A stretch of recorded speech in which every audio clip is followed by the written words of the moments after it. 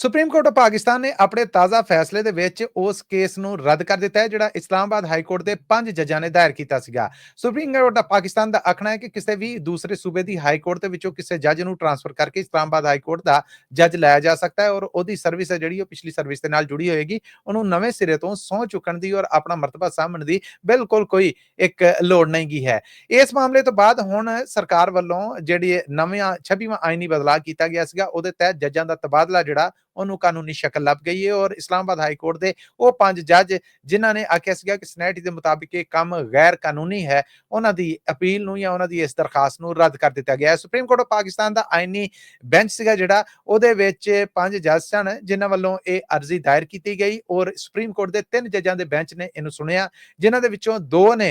ਇਹਨਾਂ ਦੇ ਖਿਲਾਫ ਔਰ ਇੱਕ ਨੇ ਇਹਨਾਂ ਦੇ ਹੱਕ ਦੇ ਵਿੱਚ ਫੈਸਲਾ ਸੁਣਾਇਆ। ਇਹ ਤਾਂ 2-1 ਦੇ ਫੈਸਲੇ ਦੇ ਨਾਲ ਇਸ